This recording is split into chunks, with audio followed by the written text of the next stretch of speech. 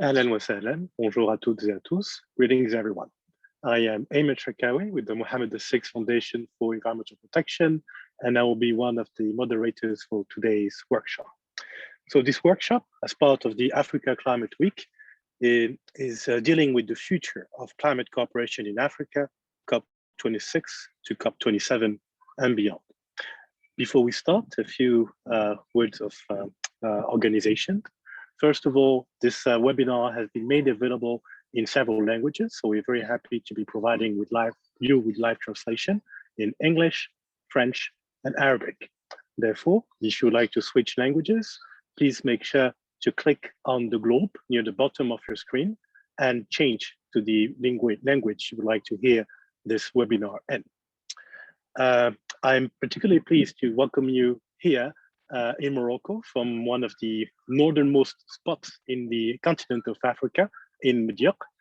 Initially, I thought I would try to find a bit more of a sober background for this important webinar and for the conversations that we have. But at the same time, I think it's also important to send the signal that climate change is happening everywhere in the world, and it is of relevance no matter where you live. And as such, beautiful continent, from the northernmost spots of northern Morocco to the beautiful landscapes of southern Africa, we are all connected with the ability to confront this challenge and to also understand what are the opportunities and challenges that climate change creates, not only climate change itself, but also its impact. And as such, climate cooperation, international cooperation, regional cooperation plays a very important role in demultiplying our common ability to meet those challenges. So I'm particularly pleased to welcome you at this webinar that the Mohammed VI Foundation for Environmental Protection is organizing with University of Oxford, and to provide more words of setting the scene and explaining what is meant by the future of climate cooperation. I'm particularly pleased to introduce my dear friend and colleague, Professor Thomas Hale, who's an associate professor in public policy at the Blavatnik School of Government at University of Oxford. His research explores how we can manage transnational problems effectively and fairly. Both issues of effectiveness and fairness being particularly relevant for climate change and climate action and climate ambition. He seeks to explain how political institutions evolve or not to face the challenges raised by globalization and interdependence, with a particular emphasis on environment, economic, and health issues.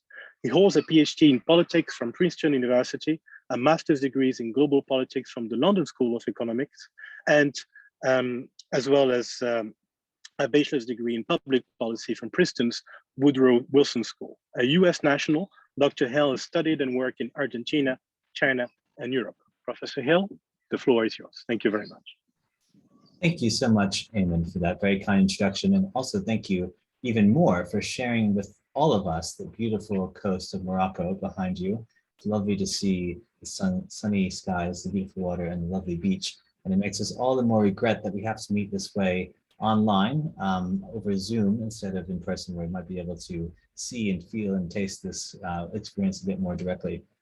But it's wonderful nonetheless to have everyone together for what we hope will be a very useful conversation and a very interesting one over the next 2 hours, where as part of this Africa Climate Week side event, we're really delighted to be able to talk with you.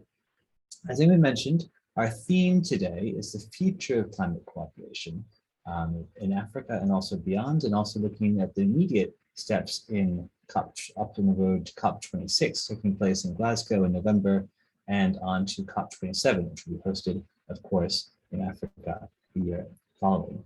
So it's a really important time for this conversation. And again, we're hoping to really make it an interactive discussion today. The agenda for us, you'll have seen in the email that went out around from the organizing team, but I'll put a link to it again in the chat here for you. Please do have a look. We'll start off with a brief set of framing comments from me, but then also from some fantastic speakers who we'll introduce momentarily. But the majority of the event will be focused on smaller group discussion, because we really like to try to use this time together to get into the details and to learn from everyone and hear the thoughts from everyone gathered here today. It's you who have all the information and the ideas to share with each other, so this would be a very interactive discussion. So let me then start without any further ado by asking one quick point on to know that we are recording the session. This is just for to be able to share with colleagues who will not be able to participate. So please be aware we'll be recording the session and we'll hopefully make this more useful for everyone by being able to share it afterward. Great, let me then without any further ado begin to say a few more words about what we mean by the future of climate cooperation and why we think this is a really important conversation to be having now at the start of the Africa Climate Week. So let's share my screen quickly to see if we can explain this a bit more. Let's make this full screen.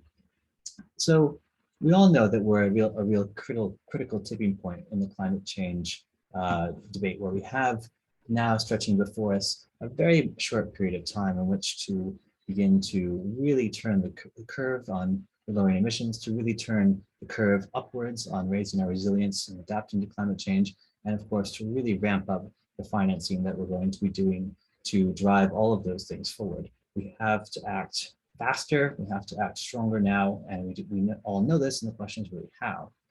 And we now have this sort of, I think, decisive decade spreading before us where all this has to happen together very quickly. But we sort of built up over the past years and even decades the broader architecture, and now we're sort of entering a new phase. And that new phase sometimes can be talked about as a shift from negotiation to implementation, or just a speeding up of all of what we've been doing to date. We know, for example, that at the upcoming COP26 summit in Glasgow, there will be real efforts around mitigation to increase the first ratchet of the Paris Agreement. There'll be huge efforts to get up to the financial goals that were set even before Paris to ensure that we're funding adaptation and mitigation across the world. And of course, there'll be important efforts around high-level commitments for adaptation and resilience and other important topics. All of that's an important high-level goal, but increasingly, the work of actually delivering on implementing these high-level goals takes place at a much more granular level. It takes place in specific sectors, such as energy, or land use, or transportation, or anyone you can think of. And it takes place, of course, through different kinds of actors and through different kinds of geographical areas. Not all things, very few things actually happen at the global level. They're often discussed at the global level, but implementation happens, of course, on the ground. And so we have a much more, if you will, complicated problem in some ways, because we have built up this sort of international architecture and infrastructure, but we need to deliver it through a much more rich ecosystem than that. So we're shifting from the global to the specific and from the general to the sectoral in lots of ways in order to make progress on this issue. So in our project, which is called the Future of Climate Cooperation, we've been doing some thinking about what that looks like. And of course, it's extremely complicated.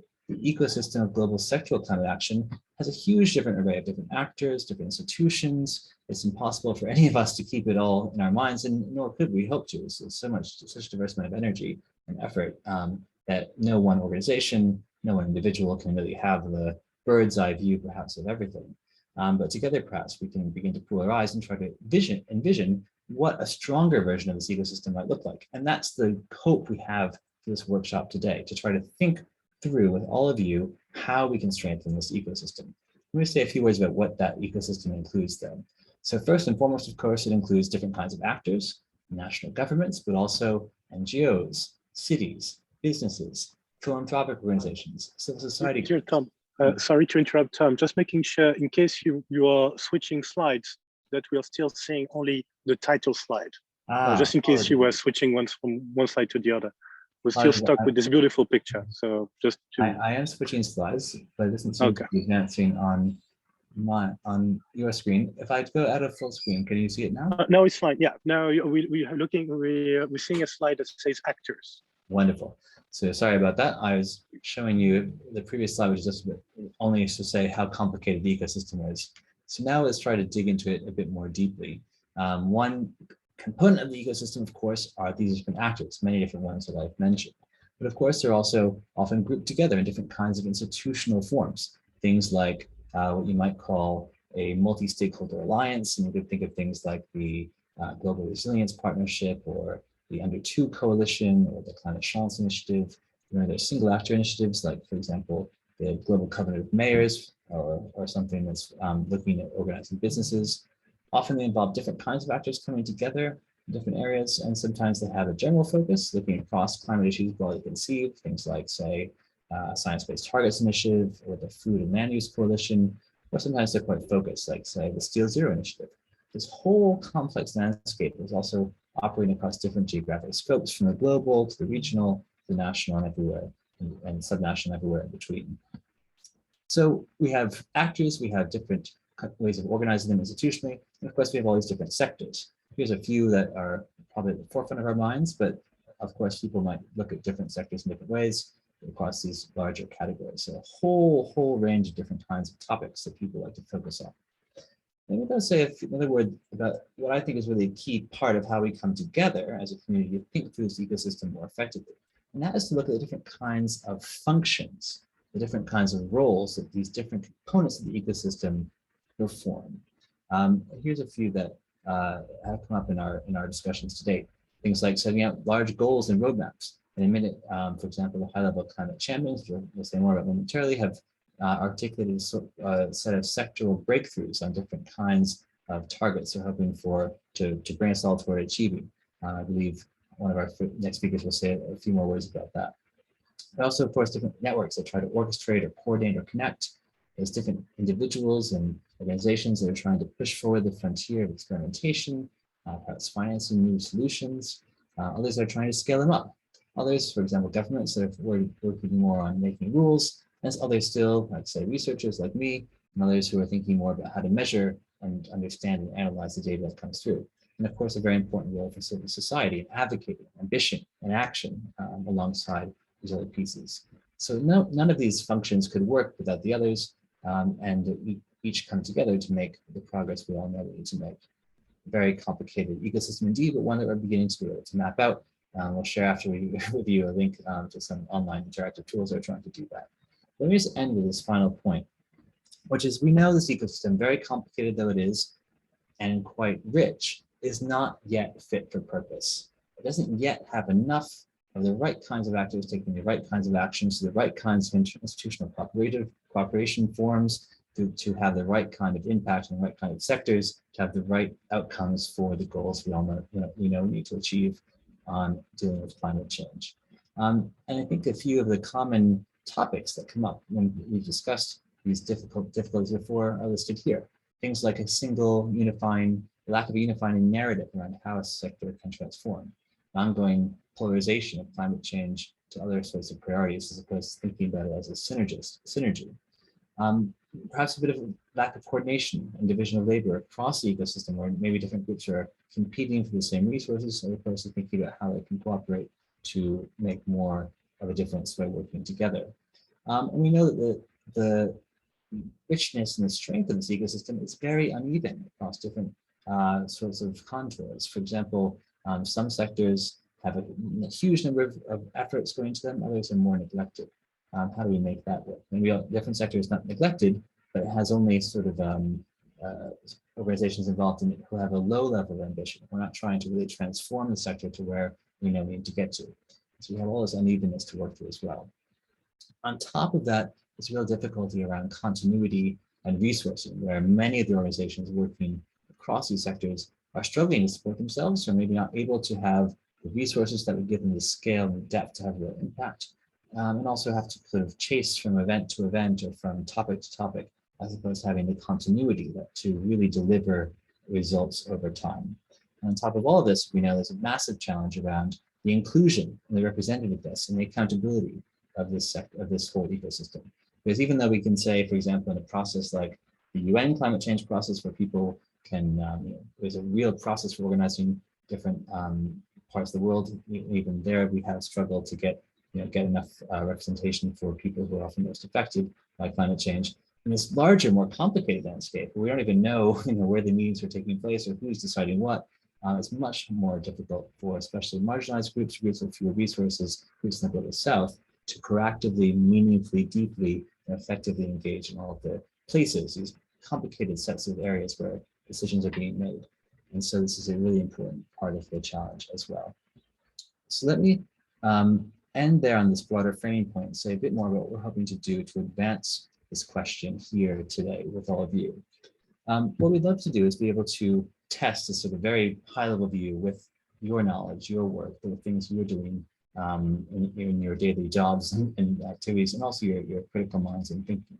How can we think about this ecosystem? Have we framed it and organized it in, as I discussed, or is there a different way of seeing it that's perhaps more helpful? And more importantly, how do we make it better? How do we think about how this very complicated architecture of implementation, which crosses many different institutions, many different regions, many different sectors, how does it all get to work better? Are there some solutions we can bring that might help drive it forward? This is where we're going to be focusing today. And as I said, we have a few more initial comments from speakers to drill down into different pieces of this broader picture, and then an aspiration to have a very concrete conversation with each of you in a series of breakout groups to try to figure out that more. We'll then come to the end after those two breakout groups with a few thoughts on next steps. We already have a few ideas we'd like to share with you and get your feedback in, and hopefully work to engage with you and work together on them going forward. So I'll draw things to a close there and begin to shift gears to our other sorts of framing comments. Unless, of course, anyone had any further, I was looking at our colleagues, Hamza and Collier, if anything I'm neglected to mention from the logistical side that we should do before we switch to that. Always good to check on these questions. Thank you. I'll pass back to Eamon then. Thank you, Eamon. Thank you very much. Thank you, Tom, for these remarks that help us better understand what the picture is like currently for climate cooperation and what we can do to address some of the challenges you outlined, how the conversation that we're having today can play a pivotal role in helping further refine some of the thinking that has already emerged from research. Thank you very much again, Tom, for these remarks. We'll now switch to Mr. Charles Karangwa, who's regional lead for forests, landscapes, and livelihoods program for Africa, the IUCN, the International Union for the Conservation of Nature. He also serves as country director for the Rwanda office since 2016. Charles has led IUCN work on land restoration in Africa as part of the Bond Challenge and AFR 100. He engaged both government and non-state actors to bring Africa's commitment to land restoration up to speed for several years now. Charles has recently joined the COP26 high-level champion team as the lead for land restoration in Africa, and he has been working to engage private sector and other non-state actors for an ambitious climate change and climate action to race to zero and race to resilience by 2050. He has almost 2 decades of experience, and I'm sure you're just as excited as I am to hear what Charles has to share with us. Thank you very much. Charles, the floor is yours. Yeah, thank you. Thank you so much for having me. It's an afternoon here, so I'm sure some of the participants might be in the morning, and so great to join this great discussion. The continued threats to the world's land resources is made worse by the protracted food security and food crisis, mostly in sub-Saharan Africa. And I love this discussion because I'm just talking about the land use, the pathway to how we can transform this, which is a very obvious challenge on the continent. And we all know that per capita food production continues to decrease, even though, of course, our region compared to others is favorable within the other tropical regions, but we still see a decline in the food security, and the crisis continue to increase. And the main determinant of this situation is widely linked to challenges around neighboring policies that favor smallholder road development, but also other land use changes that we see. However, we also see very important determinants to food security and environmental sustainability in Africa, and mostly really linked to how we tackle soil fertility depression as the fundamental biophysical constraints to food security, but also the engagement aspect, how we do engagement with smallholder, which representing more than 80% of food producers on the continent, of course, and feeds quite a bigger population. But also more than the smallholder, how we even engage private sector companies, non-state actors, etc. And with this opportunity, I just want to bring up some few facts that probably could be alarming to our audience this afternoon or this morning, or depending wherever you are. The African continent, as highlighted by quite a number of studies already, is threatened by land degradation. There's already a number of key studies that show that 65% of Africa's croplands have been affected by degradation since the 1950s.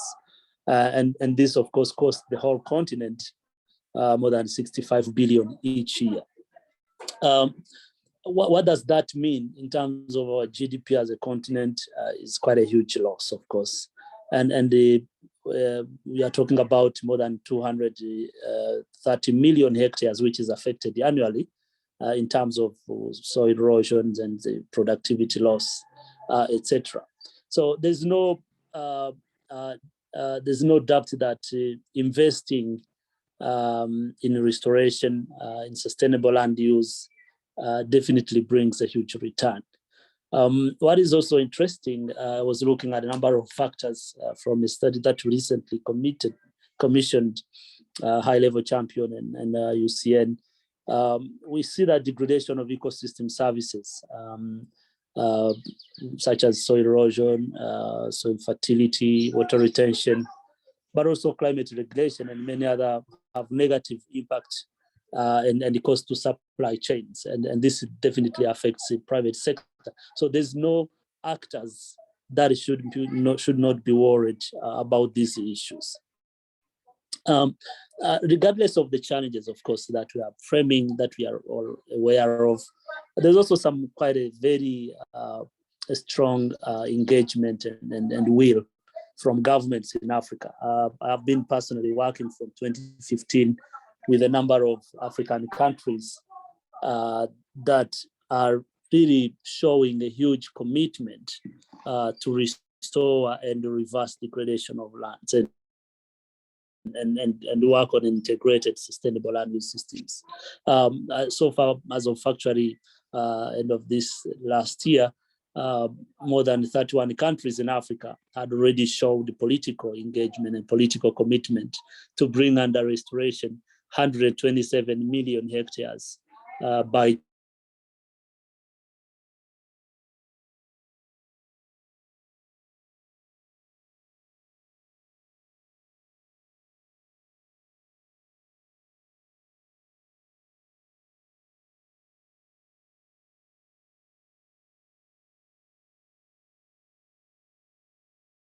2030. This is a huge commitment. But what does this issue of land use change? In addition to this African 100 initiative, most of us know also about the Great Green Wall, which is another huge, big initiative from the Sahel and Sahara to reverse and bring back degraded lands and ecosystems. So these are huge, and should we take action as a community, as a partnership? Definitely, there's a very big opportunity to change this, and I can't really not talk about even the benefits of that, because private sector actually for them is even it's worse, because supply chains are significantly affected by this particular issue on how sustainably we manage our land resources and how productive these land resources can be. And therefore, yeah, supply chains are significantly affected, and food security and nutrition will be hugely affected unless we reverse this trend of degraded lands and the unsustainable land use practices. As I mentioned, those two big initiatives, which are mostly driven by governments in terms of commitments and political will. The African Union is really strongly behind this. I mentioned the 31 countries from Ethiopia, East Africa, to West Africa, to Southern Africa, to the Northern Africa region, and Central Africa. They're all engaged for a number of reasons, of course. Land restoration and sustainable land management itself brings a huge return to Qatar 65 billion US dollars that we lose every year. but also from a climate investment opportunities. There's a huge return on investments from restoring land, and land restoration has a huge carbon mitigation potential as well.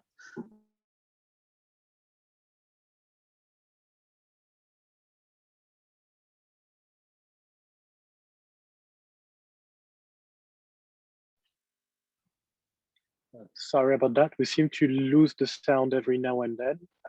We hope that we'll be able to hear Charles in a few moments. Apologies for those technical difficulties. Oh, thank you, Charles. Yeah, we are back. Thank you. How do we translate these commitments into action on the ground? And I believe it takes a partnership to really translate these commitments into action. It takes a partnership, and a partnership from research organizations. I'm happy that we have Oxford University here. Not only research institutions, we need a partnership from civil society organizations. We need a partnership from private sector, but more importantly, we need to bring communities, smallholder farmers on board in terms of taking action and scaling up best practices that the continent is playing. The second point that I would highlight here, of course, partnerships are great, definitely, but we need mobilized resources. And when we talk about resources, of course, there's a knowledge part of it, but also there's financial resources. We were looking at what would restoring 100 million hectares for African continent looks like. We are talking about quite a huge investment, 10 billion US dollars in the next 10 years that needs to be mobilized to bring this land under restoration and bring about other ecosystem services such as water restoration and carbon, etc. But how do we get these resources? And I think that's where really a huge also financial partnership needs to happen, and the different financial instruments needs to be mobilized. Domestic finance is important. How do we turn subsidies for agriculture? It is, but also how do we mobilize private finance to really engage into sustainable supply chains and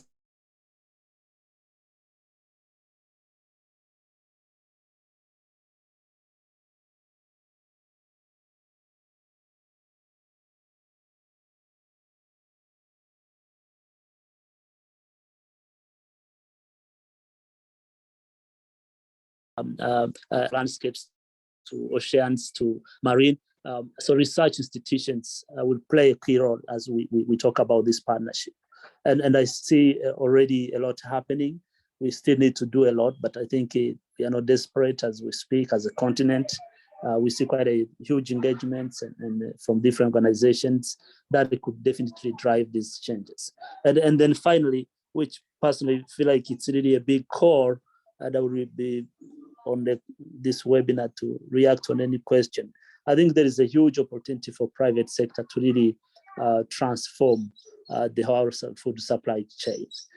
This will play a very big role from moving from degrading supply chains to restoring or restorative supply chains.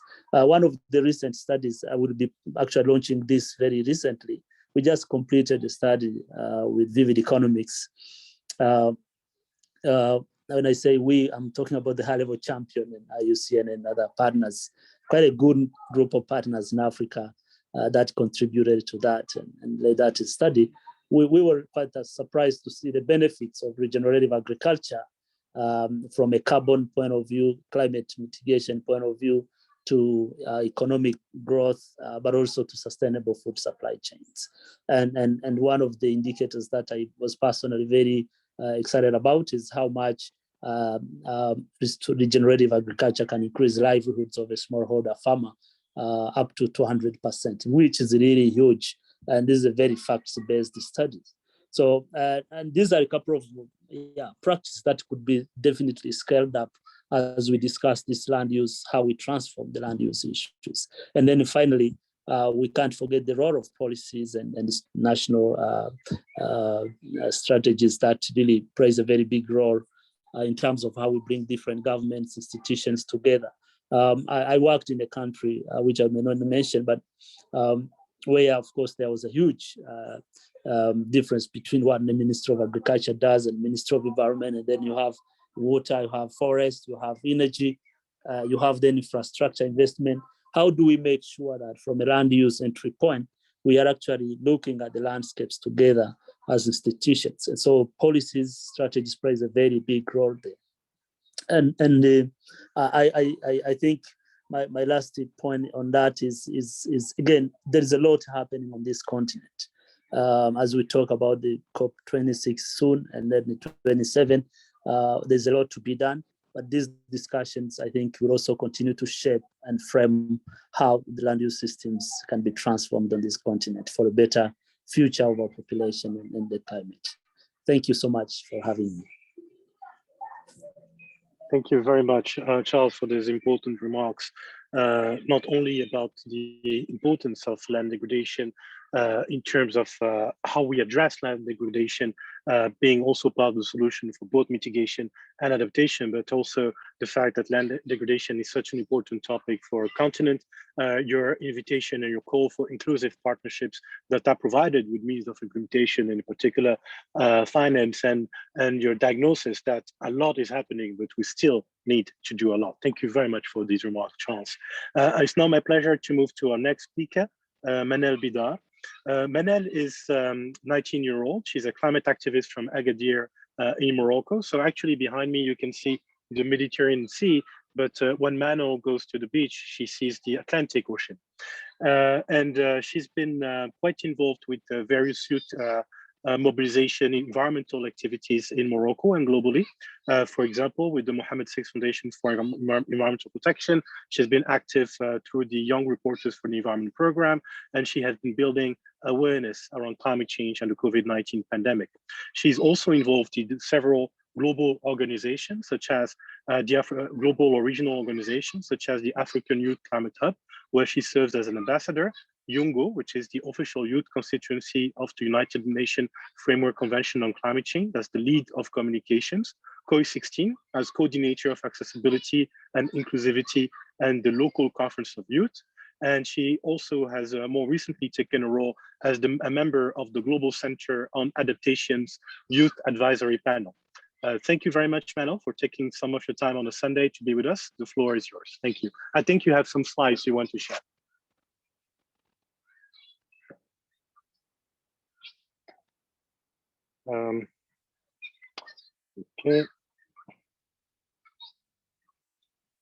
Okay, she's having some technical challenges. So as we already, she just told me she restarted her computer for some technical reason. So I suggest we move to our next speaker, and then we'll revert back to Manal when she's back online, as we are already a bit behind schedule.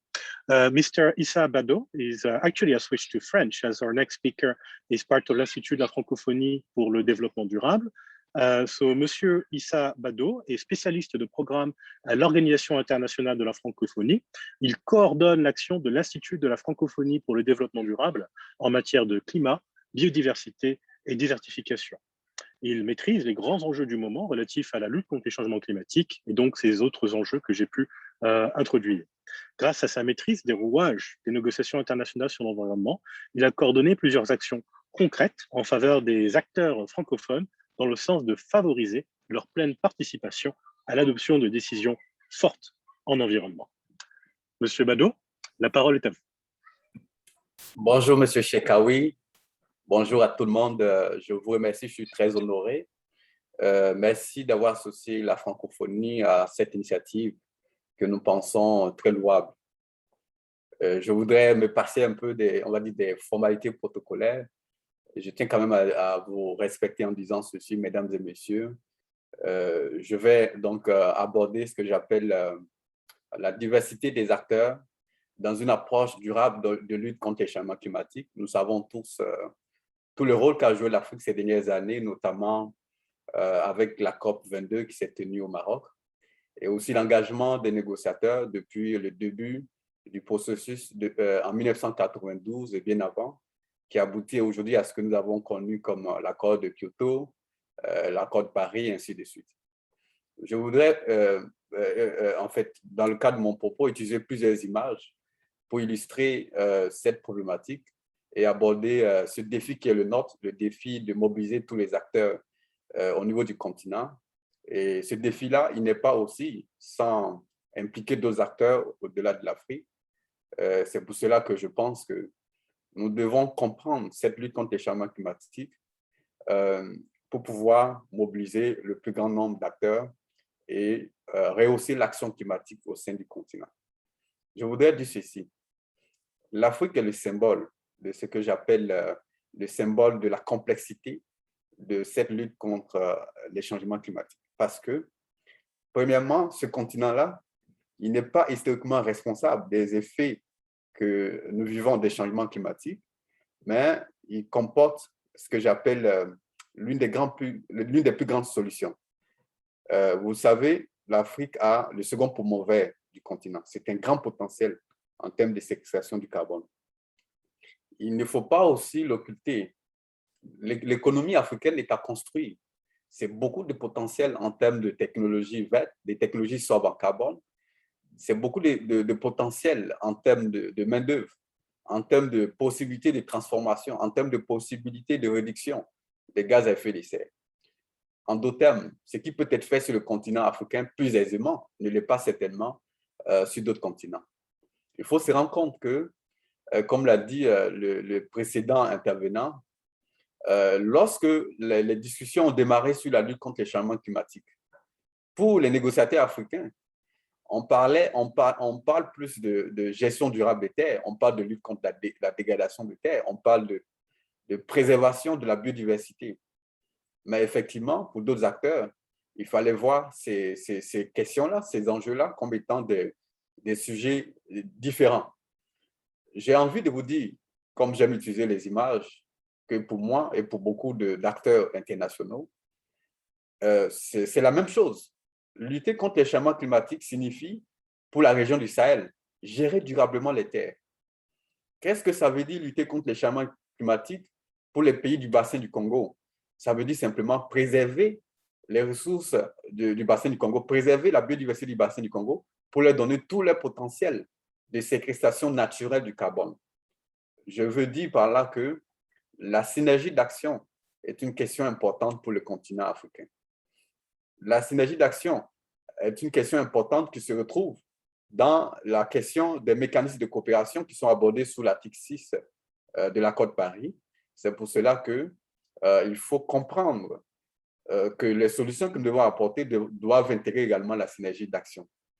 J'en viens à ce que j'appelle aussi l'Afrique symbole de la complexité de la lutte contre les changements climatiques, parce que l'Afrique est victime des changements climatiques.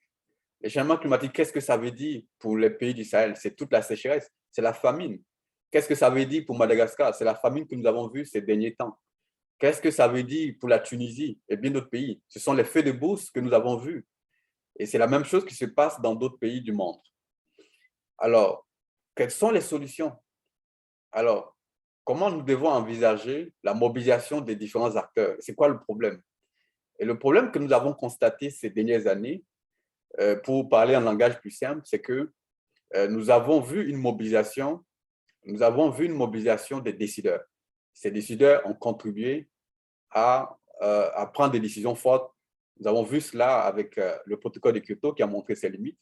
Nous avons vu également cela avec l'accord de Paris, qui est un accord plein d'espoir. Nous nous sommes réjouis du fait que l'accord de Paris contienne ce qu'on a appelé l'article 6, qui donne l'espoir en termes de coopération entre les différents États. Mais au niveau interne africain, cela doit être imagé, cela doit être rendu possible.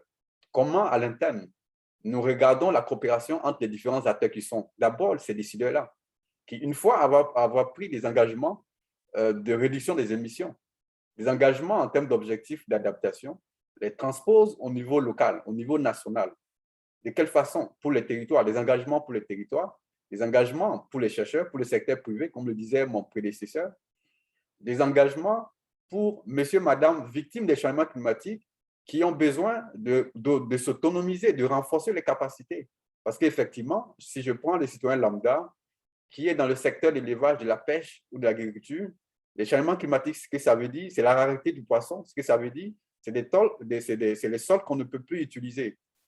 Comment pouvons-nous disposer de données désagrégées pour le niveau local pour pouvoir agir? Comment le chercheur peut faire passer le message aux décideurs pour que la décision qui est à prendre soit la meilleure?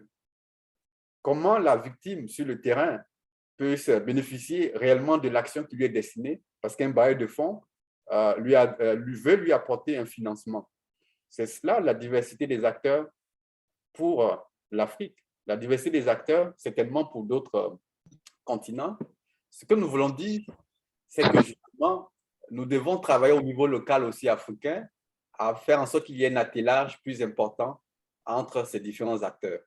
L'approche de la francophonie, de l'Institut d'Afrique pour le développement durable et de ses partenaires, c'est d'imager ce que nous appelons une synergie à plusieurs niveaux. Premièrement, une synergie au niveau thématique, c'est-à-dire qu'il ne faut plus envisager la question des changements climatiques comme étant une question en silo, mais une question qui était associée avec la gestion durable des terres sur le continent africain, qui est associée avec la préservation des terres. D'où la nécessité d'envisager également une synergie entre les acteurs qui abordent ces différentes questions-là. Il faut envisager aussi au niveau africain une coopération avec des acteurs qui sont au-delà de l'Afrique. Parce que pour l'Afrique particulièrement, la question de la mobilisation de financement est une question importante. Comment nous adressons cela en sachant que c'est important que les bailleurs de fonds au niveau externe sachent à qui les moyens sont adressés? Comment quelqu'un qui travaille sur la question de la désertification puisse avoir une porte d'entrée au niveau du Fonds vert climat? Parce que c'est cela. Le Fonds vert climat doit avoir un sens pour les pays du Sahel si ce fonds-là prend en compte la question de la gestion durable des terres. Nous avons imagé au niveau de l'Institut que les chercheurs doivent parler plus avec les décideurs. Il doit y avoir donc ce que nous appelons un attelage entre sciences, décideurs et acteurs de terrain. Nous avons imagé chez nous qu'il faut faire en sorte que les victimes puissent trouver réponse à leurs questions économiques dans la lutte contre les changements climatiques. C'est-à-dire, vous ne pouvez pas penser aider les gens qui sont sur le terrain si vous ne prenez pas en compte leurs besoins basiques. Et c'est pour cela que nous soutenons au niveau de la francophonie depuis quelques années les projets qui contribuent à renforcer l'autonomisation des femmes et des jeunes. Et je pense que c'est de cette façon que nous pouvons arriver à bout de cette lutte. Je voudrais m'arrêter là en vous remerciant beaucoup, en vous disant que nous avons beaucoup à dire à ce sujet, mais je suis très heureux que dans le cadre de cette activité, les organisateurs aient mis en avant donc, ce que nous appelons donc, l'interaction entre les différents acteurs francophones et africains dans le cadre de la lutte contre les changements climatiques. Je vous remercie, M. Chekaoui. Merci à vous, M. Bado, pour vos remarques très appréciées et effectivement l'importance d'aller au-delà des clivages linguistiques pour que l'Afrique puisse répondre d'une seule voix, ce qu'elle fait de manière très homogène au sein notamment de cet espace de la Convention cadre des Nations Unies pour les changements climatiques, avec notamment le groupe africain des négociateurs présidé, comme nous savons cette année, par nos sœurs et frères du Gabon. Donc, par rapport à vos remarques, effectivement, vous avez parlé de cette réalité des changements climatiques à travers le continent, ce constat de mobilisation des décideurs, cette importance d'avoir des solutions qui ont des impacts concrets au bénéfice notamment des plus vulnérables, et l'importance d'imager et d'actualiser des synergies à différents niveaux pour éviter notamment les silos et d'acter des liens entre sciences, décideurs et acteurs du terrain. Merci beaucoup, M. Bado. Donc, je propose qu'on tente de nouveau de nous connecter avec Madame Manal Bidar. Donc, si elle est avec nous de nouveau, je serai heureux de lui céder la parole. Manal, are you back online with us, or are you still having some technical challenges?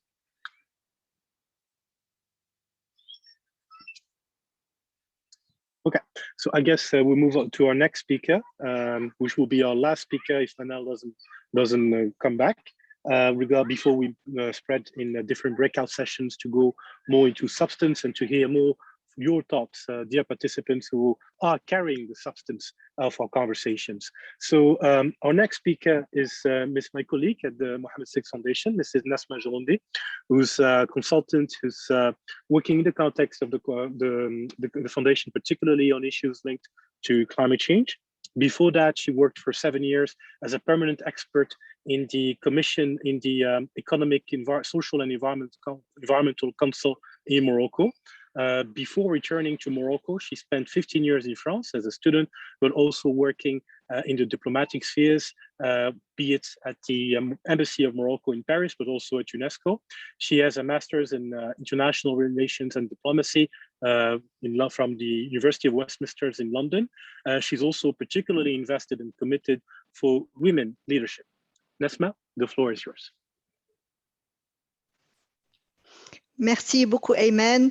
Je suis vraiment très heureuse d'être avec vous aujourd'hui et vraiment, je tiens à féliciter les 50 personnes qui ont réussi à dégager un peu de temps un dimanche ensoleillé pour se joindre à nous. C'est que vraiment, le sujet est important et mérite qu'on s'engage et qu'on y accorde du temps. Donc, vraiment bravo et merci d'être parmi nous.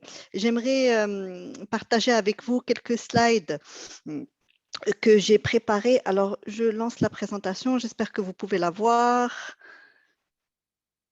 Voilà, je pense que c'est bon. Je confirme que nous pouvons voir la présentation. Merci. Mais pas en Pas en diaporama. plein écran. Oui, exactement. Voilà, attends, j'essaie juste de mettre le diaporama. Voilà, c'est bon.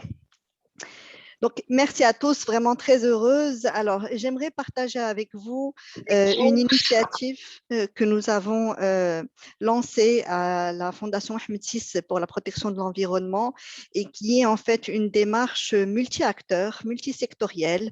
Donc, nous avons décidé justement de mettre en place une task force pour la décarbonation de l'économie marocaine à travers une approche multi-acteurs de l'action climatique. Alors justement, nous sommes tous, c'est un constat que nous partageons tous et qui a été rappelé encore aujourd'hui à plusieurs reprises par les précédents intervenants, que justement le changement climatique, ça nous concerne tous et il faut absolument qu'on laisse tomber les approches en silo pour passer vraiment à une approche vraiment multisectorielle et holistique. Donc c'est dans ce cadre qu'au Maroc, nous avons décidé de mettre en place cette task force pour la décarbonation de l'économie marocaine. Nous avons signé une convention cadre de partenariat qui regroupe le ministère de l'Industrie, du Commerce, de l'économie verte et numérique, le ministère de l'Énergie, des Mines et de l'Environnement. Donc, ça, c'est pour ce qui concerne le secteur, on va dire, public, chargé des politiques publiques. Donc, les deux ministères, on va dire, les plus concernés par la décarbonation et les changements climatiques. Et puis, la Confédération générale des entreprises du Maroc, qui représente le secteur privé, l'Agence marocaine de l'efficacité énergétique, et qui est aussi en charge de la transition verte. Et puis, l'IMANOR, c'est l'Institut marocain de normalisation qui est chargé de tout ce qui est certification et normalisation au Maroc. Et tout cela, bien sûr, sous la coordination et le pilotage de la Fondation Mohammed VI pour la protection de l'environnement qui représente la société civile, on va dire de manière générale. Et donc, l'objectif de cette task force, justement, c'est d'asseoir l'exemplarité et le leadership du Maroc dans son engagement en faveur de la décarbonation et du climat. Vous savez que le Maroc est très engagé depuis la COP26, mais pas que, depuis la COP22, pardon. Et continue. Et aussi, l'objectif de cette task force est d'anticiper les risques dus au mécanisme d'ajustement carbone aux frontières de l'Union européenne qui va rentrer en vigueur très bientôt, janvier 2023, c'est demain. Et enfin, faciliter le positionnement sur la relance verte et de nouveaux relais de croissance et de compétitivité pour les acteurs économiques marocains. Donc, c'est vraiment on va dire, cette ambition de travailler tous ensemble pour atteindre ces objectifs communs à travers 4 missions principales. D'abord, d'identifier des opportunités en termes de décarbonation. Et cela passe d'abord par la mesure. C'est très important de pouvoir mesurer qu'est-ce qu'on émet comme gaz à effet de serre. Donc, en mettant en place un standard rigoureux au niveau national qui puisse aussi être reconnu au niveau international pour le calcul des émissions de gaz à effet de serre. Et la Fondation Mohammed VI pour la protection de l'environnement avait lancé en 2011 déjà un outil de calcul du bilan carbone que nous sommes en train de mettre à jour et qui est mis à disposition de tous les acteurs qui le souhaitent pour réaliser leur bilan carbone. Une fois que le bilan carbone est réalisé, il est important de voir quelles sont les actions qu'on peut mettre en place pour réduire nos émissions. Et enfin, compenser, travailler sur l'alignement des projets déjà identifiés par la Fondation dans le cadre de son portefeuille de projets de compensation volontaire carbone pour justement compenser les émissions qui sont irréductibles. Donc, c'est vraiment cette démarche qui s'inscrit aussi dans les autres campagnes, on va dire, internationales lancées au niveau des Nations Unies, comme le Race to Zero et le Race to Resilience. Donc, cette task force, comme je l'ai dit précédemment, s'est engagée à travers une convention cadre et cette convention a été traduite en plan d'action parce que c'est bien d'avoir des engagements, après il faut passer au concret. Et concrètement, je disais que nous avons lancé une étude de mise à jour de l'outil bilan carbone. C'est très important que cet outil soit si vous voulez, approprié, qui soit d'abord mis à jour, mis à niveau, etc., qui soit ensuite approprié par l'ensemble des acteurs, qui soit reconnu, qui soit certifié, qu'il y ait toute une procédure de certification des bureaux d'études qui vont être chargés de faire les bilans carbone, et qu'il y ait aussi la mise en place, on va dire, d'un label national, entreprises décarbonées, et qui soit surtout reconnu à l'échelle internationale pour que nos entreprises exportatrices puissent exporter sur les marchés étrangers. Et enfin, que tout cela s'intègre dans une démarche, on va dire, intégrée, que ce soit au niveau des territoires, à l'échelle nationale ou internationale. Ensuite, notre objectif aussi dans le cadre de cette task force, c'est de promouvoir le pacte qualitaire. Alors, ce pacte, il a été lancé en 2016 lors de la COP22 à Marrakech par la Fondation en collaboration avec la Confédération générale des entreprises du Maroc. Donc, le but, c'était d'engager les entreprises du secteur privé pour justement faire leur bilan carbone, réduire leurs émissions et compenser les émissions irréductibles. Donc, notre ambition aujourd'hui, c'est d'intégrer d'autres acteurs, pas uniquement les entreprises, mais aussi les universités, les territoires, les villes, les jeunes. Donc, c'est vraiment une approche multisectorielle, parce que c'est ensemble que nous réussirons à vaincre, on va dire, les défis du changement climatique. Tout cela nécessite une mobilisation de l'ensemble des acteurs non étatiques. Et nous sommes engagés justement à travers les Race to Zero et Race to Resilience, d'engager l'ensemble des acteurs non étatiques dans cette course au niveau international, de aussi participer à la COP26, donc qui sera le prochain rendez-vous phare que nous attendons dans quelques semaines, dans moins de 2 mois, début novembre. Et tout cela aussi passe bien sûr à travers un volet très important, c'est le renforcement des capacités, la formation et le renforcement des capacités de l'ensemble des acteurs.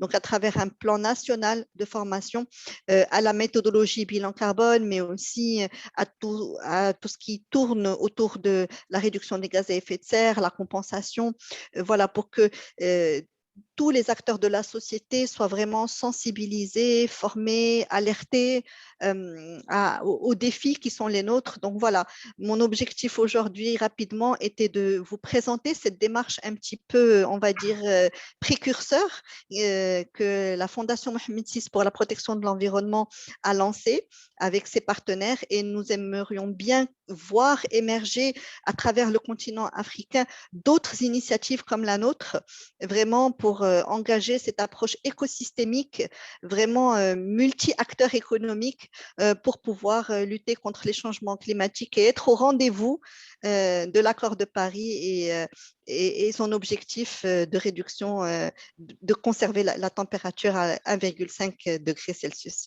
Merci beaucoup. Merci Nesma pour ces remarques. Sans plus tarder, nous allons passer à celle que j'ai déjà introduite préalablement. Donc, Madame Manal Bidar. Mrs. Manal Bidar, the floor is yours. Thank you. Thank you so much. I just want to say first, I apologize really for the inconvenience. My computer stopped working. It was just so crazy. So thank you so much for your patience, and I apologize again for the inconvenience. I would love to start first my intervention by thanking the Mohammed VI Foundation for the Protection of the Environment and the Oxford University for organizing this event, and also for the previous event. I also thank you all for being present. And I really hope you enjoy this event. And so I will start by introducing myself. My name is Manal. I'm 18 years old. I'm a climate activist from Morocco, and Agadir too, and I'm based in Morocco, basically. I'm currently an ambassador of the Africa New Climate Hub, a strategic advisor at the Global Center on Adaptation, the GCA, and as well as the future representative delegate of Morocco in the upcoming pre-COP next week, the Youth for Climate Driving Ambition event that will be in Milan, in Italy, from the 27th to the from the 28th to the 13th of September. So if anybody is going there, I'm excited to meet you there. I would like to start my intervention by reminding everyone that climate change is real. Climate change is already happening, and it is affecting every single person on this earth. There is no country today, no individual, no territory, no region in the world that is not affected to a certain extent by climate change. However, climate change in Africa or in other parts of the world is different. Climate change in Africa is not climate change in Asia Pacific, is not climate change in Northern America, is not climate change in other parts of the world. Today in Africa, we have climate change in Africa has its own particularities, characteristics, causes, impacts, etc. And so it is really important to mention that because climate change in Africa is kind of particular, the solution to it and the different proposals, suggestions, etc. to it should come from Africa itself. And here I would definitely say it is young people that should lead all of this. And to have like a very quick and smooth transition to my perspective and to my other point about young people, I would love to share with you a story, a very inspiring story that I'm sure you will leave you really speechless, just like it left me speechless 1 year ago. I used to work as a research assistant for the GCA, Global Center on Adaptation, and the research that I was working on in 2020 was about the extreme weather events in Africa, their impacts and their causes and their impacts on young people in Africa. And so as a research assistant, I was in charge of doing interview with African young activists who were affected by floods, hurricanes, Holocaust, etc. But also were doing their best. We're harnessing many efforts locally and regionally to fight and to make their communities much more resilient to these disasters. And so while doing these multiple interviews, of course, there were many inspiring stories. However, there was one story that left me really speechless. It was the story of a guy, his name was Usman. He lives in Niger. He is from Niger. As you know, Niger has many frequent floods, and Niger itself is not a very developed country, so the situation is pretty much crazy there. So Usman was one of the victims of climate change. He is a young activist whose home was destroyed because of climate change, who lost many members of his family because of climate change, who lost his money, his occupation, job, his belongings because of climate change, but especially because of the floods that happened because of the climate change in Niger. And so Usman really told me how devastated he was because of this, and how he was heartbroken and frustrated because climate change, he lost everything because of climate change. And he did not, as a person, as an individual, he did not do anything to cause this whole crisis. In fact, even in Africa today, the continent is contributing only 3% to the global greenhouse emissions. And that is crazy because Africa itself is one of the most affected continents by climate change, and to some extent you might say it is not fair. And so this was his reaction. He said literally, this is not fair. However, instead of just standing there and just being in the same reaction of this is not fair, he decided to act. And I was really inspired by this, because he literally lost members of his family. How can you expect him to act despite that? But he decided with young people in his community to not give up. This is happening. We acknowledge that climate change is happening. We acknowledge it. We did not participate and co-sign it, but still we're deciding to act and do something about it. And so they decided to form an NGO, and they started doing everything to make their community in Niger much more resilient to climate change. And they did their best to advocate and to pledge the government for support, and to pledge them to make much more policies and to give much more investment and efforts in terms of climate mitigation and climate adaptation. And so like literally while listening to this story, I couldn't help but feel really inspired, but also frustrated, because I know that there are many African young people in Africa, not only in Niger, not only in Morocco, but in other parts of Africa and all across the whole continent that are living the same situation. People today, young people today are among the most affected. And I can imagine like in the next 10 or 20 years, we will be the next generations, and even our children and grandchildren will be even much more affected. I just really can't imagine the situation. But so this is unfortunately true. However, young people also across the continent are really doing their best to continue fighting for climate. They're not giving up. We're just doing our best. We have, just like Usman did, we're currently in Africa demonstrating to the world that we as young people have the potential, the determination, the perseverance, every single qualities to advocate for climate action and to advance the climate ambition in Africa. However, there are some very key challenges that we as African youth share, and that are really crucial to make us much more empowered and to make us much more prone and ready to continue to take the torch and to continue the climate efforts. And so I've prepared a very quick presentation that I will share very briefly with you about the main challenges that we face as young people in Africa, and about the efforts that could be done within the continent regionally to make us much more prone and ready to advance climate action. So I'm just trying to share here. Okay. I hope this presentation you can see it and you can hear me also while we're presenting. And so I felt that fighting for climate change. Sorry, Manal, just very quickly, we can see it, but please make sure to be brief while you're going over the slides, as there's not much time. Thank you. Absolutely. I will just like take 2 or 3 minutes maximum. And so the title of the presentation is Fighting, because climate change today, there are many irreversible impacts. And so it requires us not only to act, but also to fight for it, because we're fighting for our future, for our planet, for literally everything that concerns us as young people. And so the key challenges here, just very quick proposals from my side. Which are youth capacity building. Today, young people should be provided with all the skills, the means, the tools, every single thing they need to fight for climate. Today, a lot of young people want to get started in fighting climate, but they don't know how to get started, and that is not good. So we need to enable them with all the skills they need for that. And second, there is accessible information. You know, today as young people, we're very lucky to have Google and to have access to information that is available to Google, but that is not enough. Today, we need accessible information. We need platforms that give us the most updated and recent information about climate change in Africa, recent statistics, etc., that are much more reliable and very accessible. Third, we need inclusive climate policies. We need policies that take into consideration the young people needs, the women's needs, the children's needs, that take into consideration all the needs of everyone. And these inclusive climate policies should be also written by young people. We cannot literally write something for young people and exclude them from the conversation. And then fourth, there is effective communication. Today, in terms of communication, we need to bring young people into the table. We need to include them in the negotiations. We need to include them in all the discussions that are focused on climate. We need to have young people and decision makers on the same table doing the same discussion, and we need to have that bridge between them. Fifth, there is the large-scale youth mobilization. Today in Africa, we know that climate change is real, but we need every single young person to get engaged in it. I know there are many activists around the continent that are already doing their best, but we need every single young people. Today, Africa is one of the youngest continents in the world, but we need every single young people in Africa to get involved and to be mobilized.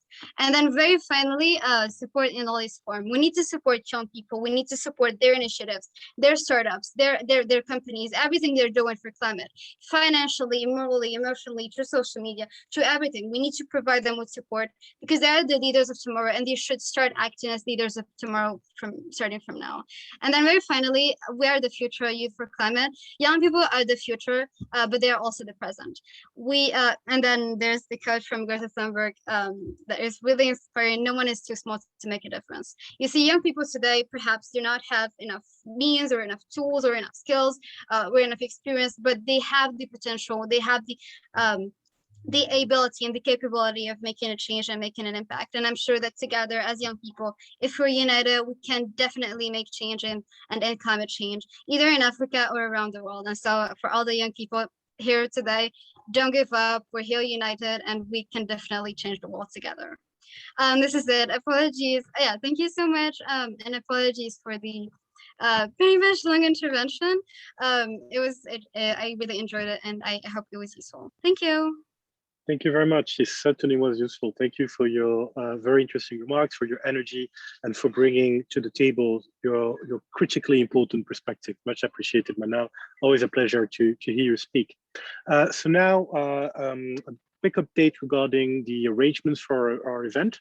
We're going to have a 5-minute break just now. And following that break, that short break, we'll start hearing from you directly as the participants. And to do that, we'll be dividing ourselves into 4 different breakout sessions. So you'll have to choose which one you would like to join, and they will be divided per language. So we'll have 2 in English, as we believe, looking at the attendance that would be our main linguistic need, 1 in French and 1 in Arabic. So you will have a prompt from the Zoom software telling you which room you would like to join. Again, we have 4 rooms in total, 2 in English, 1 in French, and 1 in Arabic. Please join the one of your preference.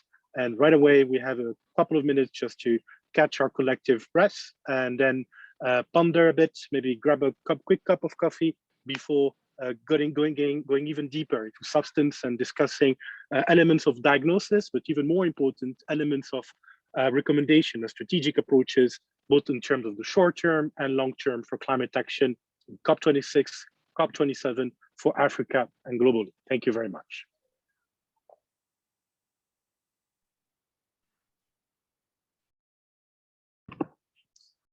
Thank you, everyone. Hello again. I believe we are all back together in the plenary room.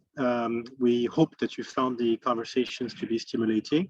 Of course, it is both an opportunity for us to get to know each other better, but also, despite the short amount of time that was dedicated to this session, given the fact that we ran a bit behind schedule, an opportunity to discuss some important questions that are of high relevance to our ability as a continent to work together and to rise to the challenges of climate change, as well as seize some of the opportunities that are created by that phenomenon. So at this point in time, we'll be moving towards the closing of our workshop. But first, I'd be very happy, and I'm very much looking forward to hearing back from each of the room a bit of the essence of what was discussed in each of the sessions. So each of the breakout sessions. So I believe Professor Thomas Hill was moderating the first breakout session.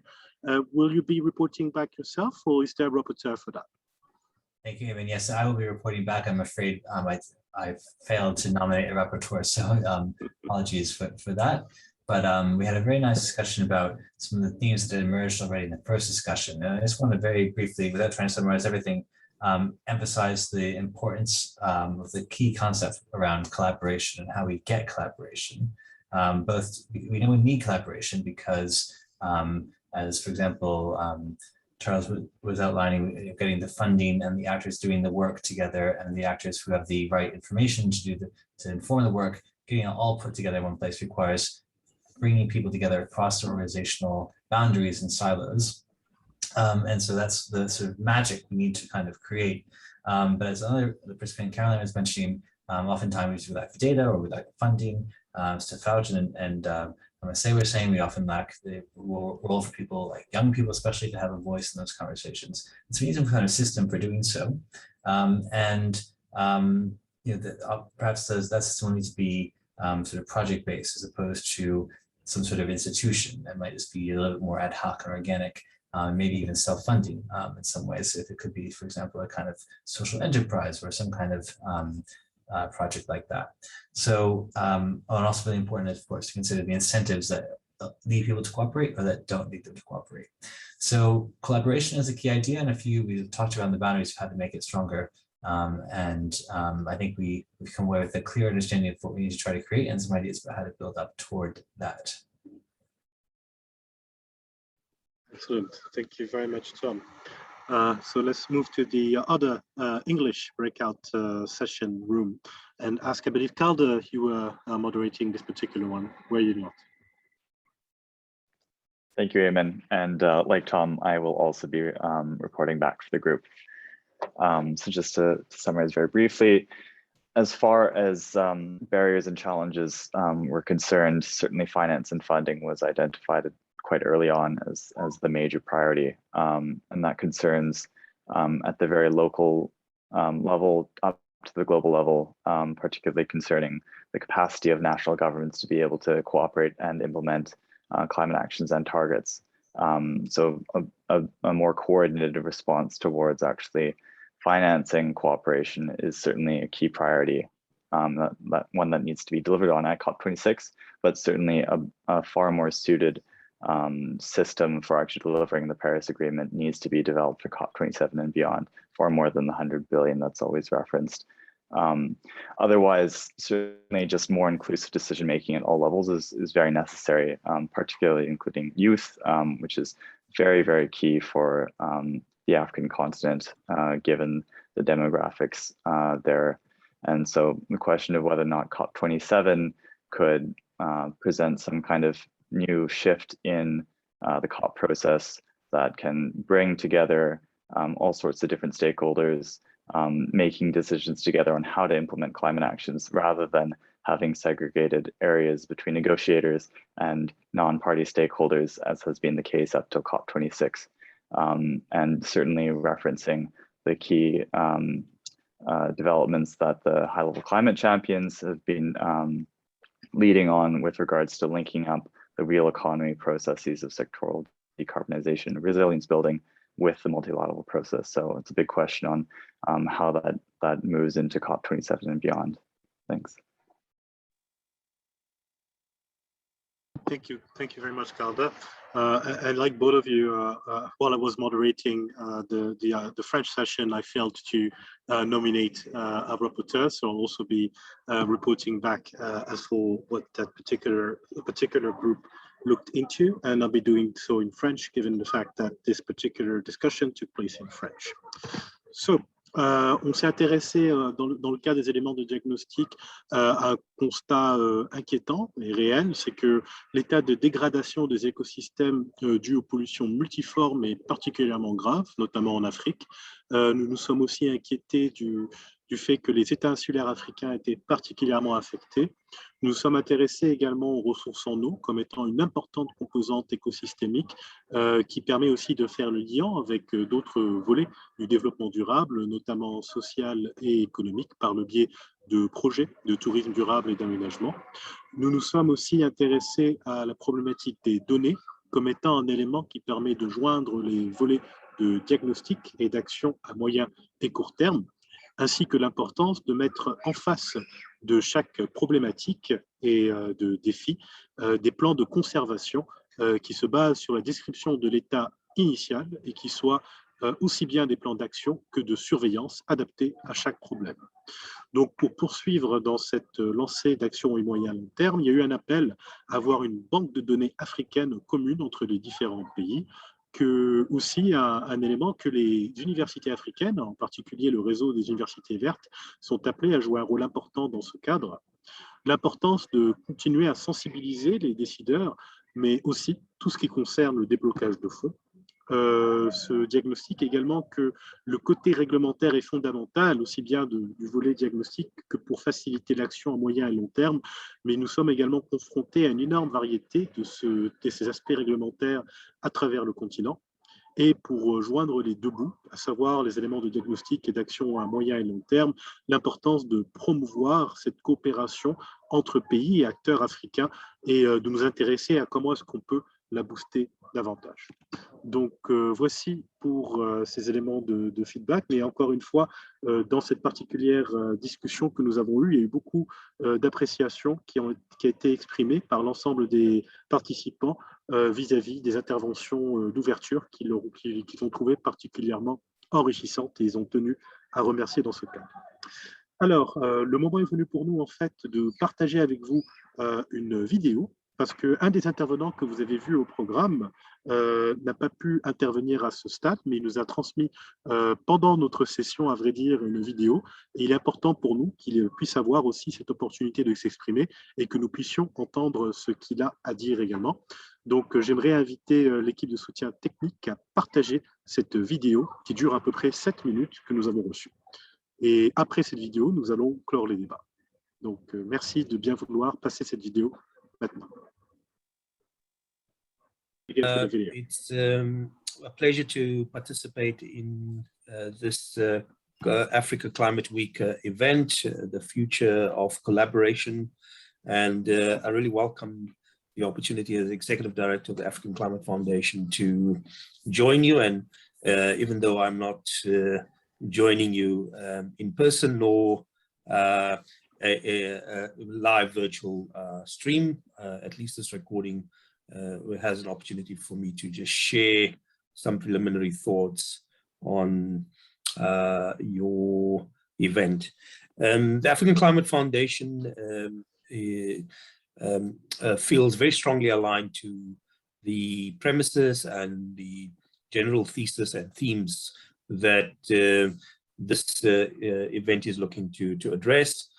We are, as a foundation, very actively involved in issues related not to climate only, but also the developmental issues that are pertinent to the African continent. We see this as a major theme, an important theme going forward to COP27 next year, in which we are looking to play a significant and important role in facilitating African voice and African expertise, and also hopefully great examples of how the climate development nexus can operate and bring meaningful transformation and change on the continent.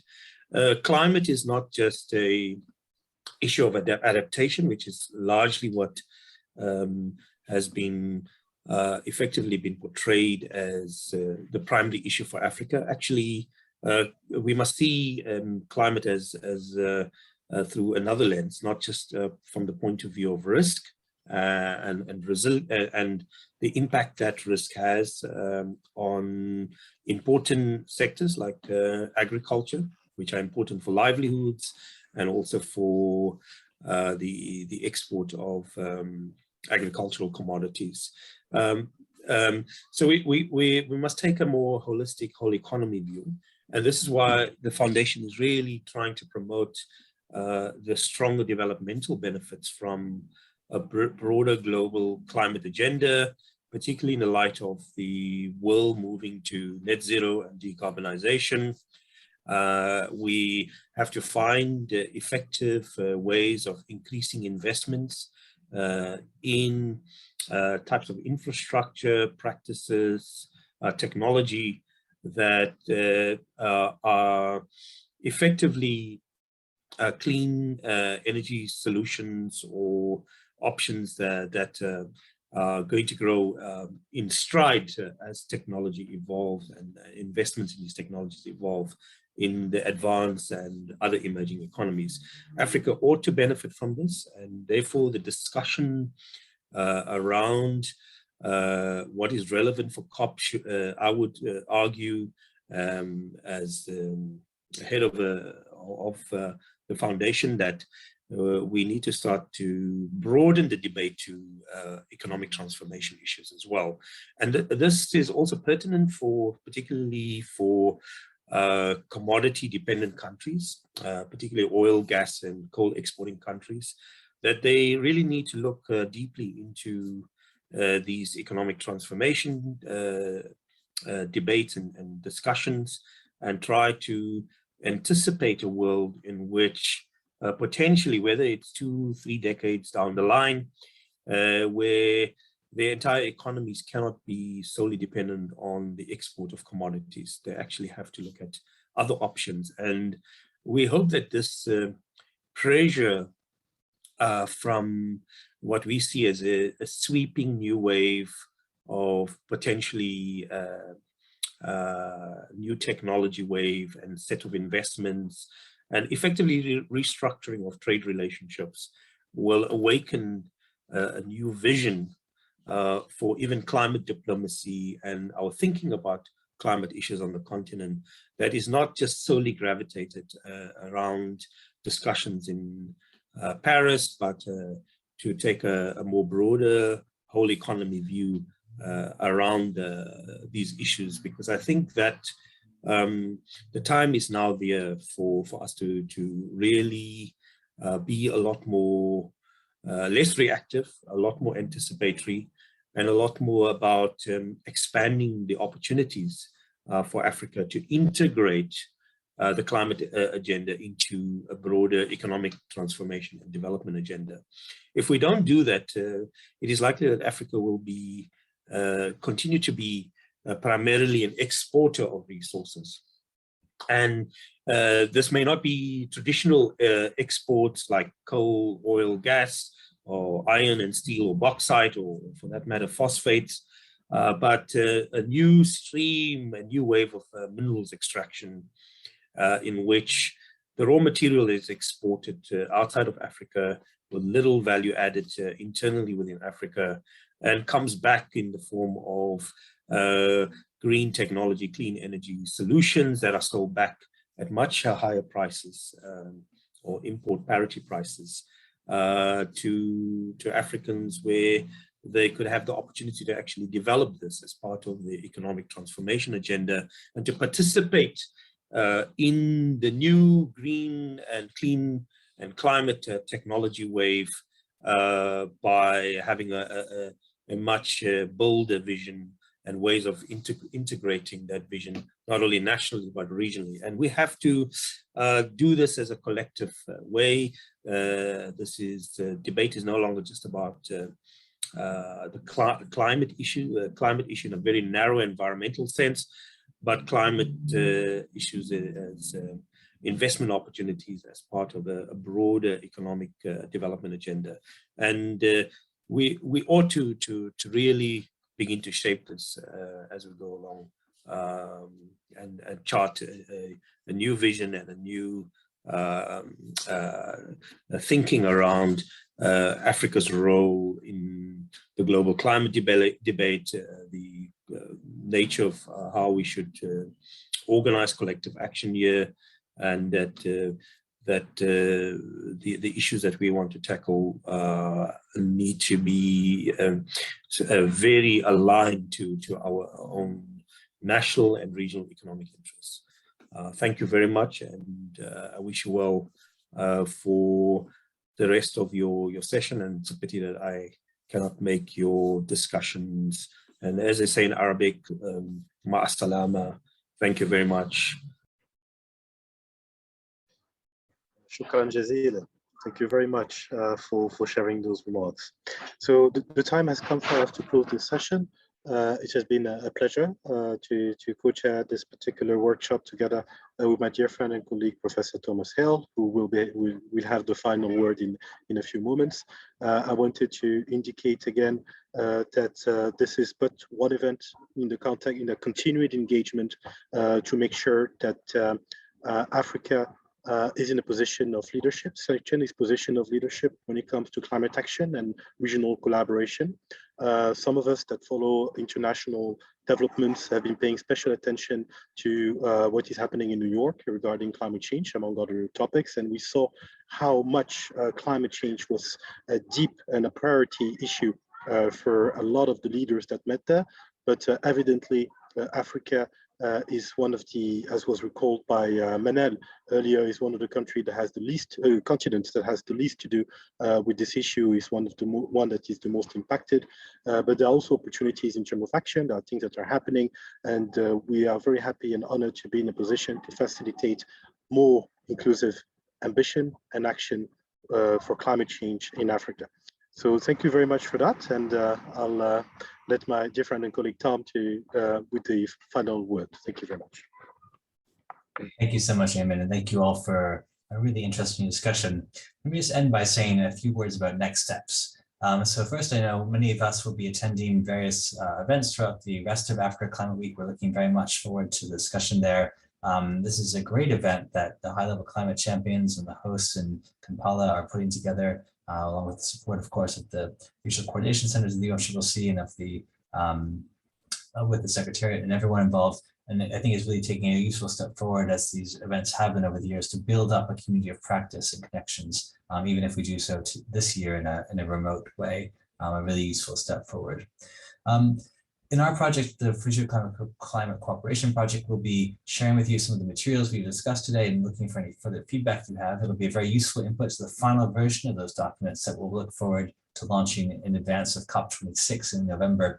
And so please do, very grateful for any further feedback you might receive. One of the next steps in the project as well is to do some deeper work looking at regional cooperation around different economic sectors in different regions of the world. So one of those reports we're looking in particular at the African region, and we'd really like to invite all of you here today to participate in that work. If there's any organizations or individuals who are particularly keen on collaborating with that, we'd also be looking to commission some pieces to try to help us map this very complicated but extremely important landscape of sectoral action, sectoral cooperation across the region. So if you are interested, or if you know colleagues who might be interested in that, we'd love to touch base with you after the workshop and discuss how we can take that forward together. Let me just end by saying a massive thank you to our partners organizing this, the Foundation Mohammed VI, who is always a pleasure and a joy and inspiration to work with. And particularly a huge thank you to some of the people who have helped to make that all come together in such an effective way, to Julian and Calder on the Future Climate Cooperation team, and particularly to Hamza and to all the interpreters working on the Foundation Mohammed VI team, who have done just a huge job bringing us all together today for the start of Africa Climate Week. Big round of applause to all of you. Thank you again for your time and your patience and your attention. We'll look forward to continuing the conversation across Zoom, across email, and hopefully one day more in person. Have a very good evening, afternoon, morning, wherever you happen to be, and look forward to following up soon. Thank you, everyone.